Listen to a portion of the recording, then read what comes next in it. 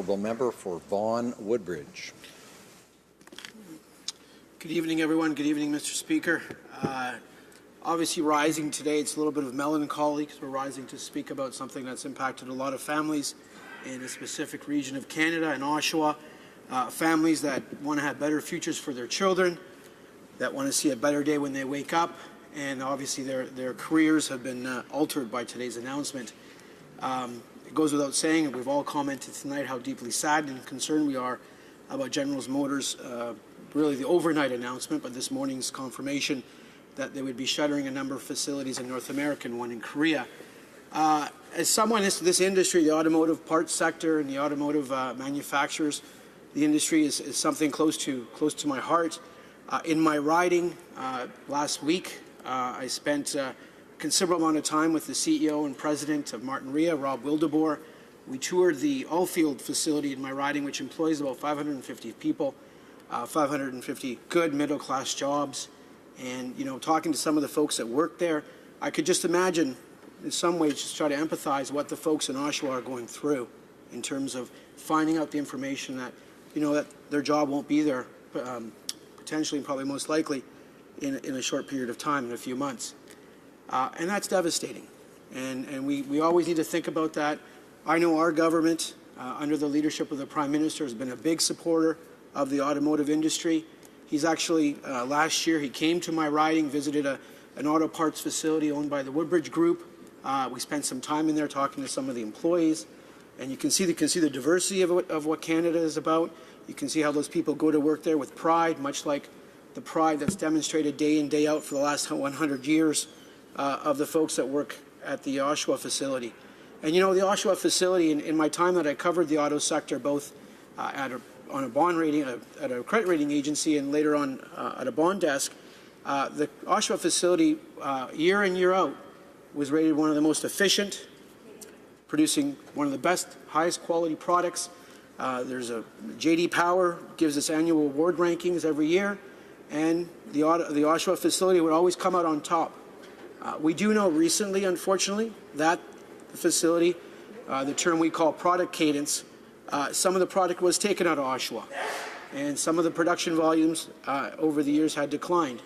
And it was, you know, watching this, it was obviously something that I was very cognizant about. But my conversation last week with the CEO of Martin-Rea affirmed to me that there is a future for the automotive industry in Canada, that our government is providing the right policies, the right regulatory environment, the right support. Rob praised our negotiating team on the recent USMCA. He praised directly the Minister of Global Affairs in terms of the job that they had done. He had worked very closely with our team. And that was something I took back. I was very proud of. Spent several hours with him and his team at Allfield. And he talked about, because that facility supplies General Motors facility in Ingersoll, Ontario. And actually, my wife and we drive a Chevrolet Equinox. And that's where that vehicle is made. And I'm proud to drive that vehicle, and it's lasted us very good quality.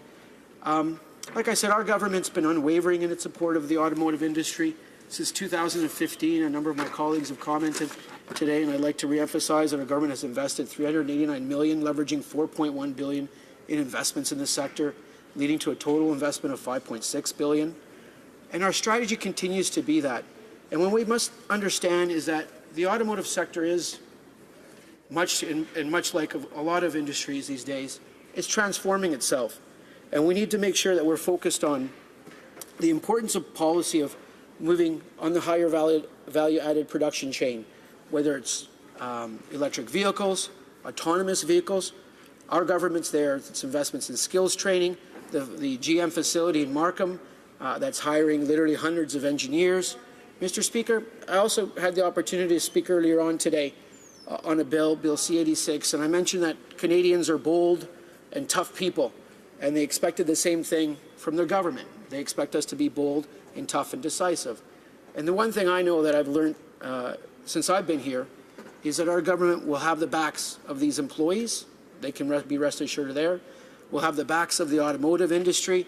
I know the time I spent covering the auto sector, and I got to travel to Munich and BMW and Wolfsburg and to Volkswagen or over to Asia, and obviously visiting to Detroit, the big three at the time.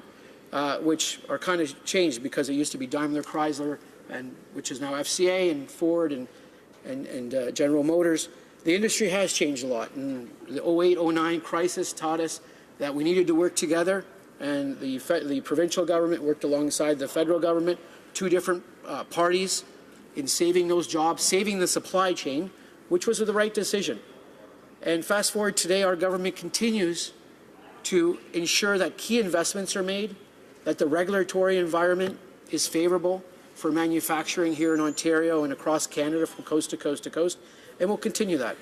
You know, our government strategy leverages a broad array of policies intended to support innovation, enhance manufacturing competitiveness, and secure investment through a comprehensive approach, including support for auto innovation programs, such as the Industrial Research Assistance Program, tax incentives to the Scientific Research and Experimental Developmental Tax Credit, and the ACCA allowance for manufacturing. And I'd like to speak to that because we did introduce our 2018 Fall Economic Statement last week. I was very, very happy to see, as a very pro-business MP from a riding that's very entrepreneurial, has a number of head offices. Magna's located not too far away. Martin Ria is about 1 kilometer from my constituency office, and we have some of the largest entrepreneurs in the country that live and work and employ tens of thousands of Canadians, not only in my riding, and tens of thousands across North America. It was great to see our government putting in accelerated capital cost allowance, the annual incentive investment. And, Mr. Speaker, one thing that we've committed to is obviously skills training and making sure every Canadian has a career and finds their fullest potential in their career. And we'll do that with these employees in Oshawa. We'll ensure that they have a brighter future for their families. Yes, a transition is tough. I grew up in a basically 1 or 2 industry town in northern British Columbia. My father worked at a pulp mill. Later on, just before he retired, the pulp mill closed down. The company went bankrupt. The pulp mill is no more. It was Repap Industries. So I can empathize on a personal level what some of the families are going through this evening and what they'll go through the months before, and it's tough. And anybody who says it isn't tough, it is tough, because there's a lot of questions, bills have to be met. But one thing, again, Mr. Speaker, our government will be there. We have a great Minister of Innovation, a Prime Minister that knows the sector. He recently visited the facilities down in Windsor, FCA's facilities, and like I said, he came to my humble riding of Vaughan Woodbridge and visited the wonderful people that work at the Woodbridge Group there, a plant that has been there since just before the Great Depression. The history of the plant is phenomenal. And Mr. Speaker, as someone who has believed in the sector for a long time, covered the sector, and met with many of the industry leaders from CEOs all the way down to treasurers, I can still remember the conversations about how great the industry is to operate in Canada, our highly skilled labor force, our supply chain, the quality we have in our supply chains, steel, tool and die makers all over southwestern Ontario into central Toronto. And we need to remember that. You know, and you can look at other industries in the world that have gone through similar transformations, whether it's the steel industry in Pittsburgh, industries in Cleveland, where once you employed tens and thousands of people. And you know what? We've had to change and transform. And this sector is, to a certain extent, like that. But we need to be at the forefront. And our government is in the forefront, investing in skills training, making investments with partnering in autonomous vehicles. You know, we've had some successes with Honda and Toyota, Ford, other OEMs, and General Motors, especially in Ingersoll and its other facility. And we'll continue to do that. Oshawa, we'll make sure we have the employees back. We'll make sure that if there is something we can do, we'll look at all options of course. But at the same time, Mr. Speaker, we know that these folks are skilled, we know they're talented, we know that they have a future, and we know that we are doing the right things to ensure that manufacturing in Canada, especially highly value-added manufacturing, remains robust. And that's what we're seeing. I see it every day when I speak to my stakeholders in the riding, whether it's Vision Products or Martin Ria, Kisco's. I can go name about 20 of them, that 20 or 30 of them operate in my riding that are doing very, very well and are proud to be Canadian and proud to continue to invest in Canada. With that, Mr. Speaker, I'm going to stop there, and I look forward to answering any questions and comments. Thank you.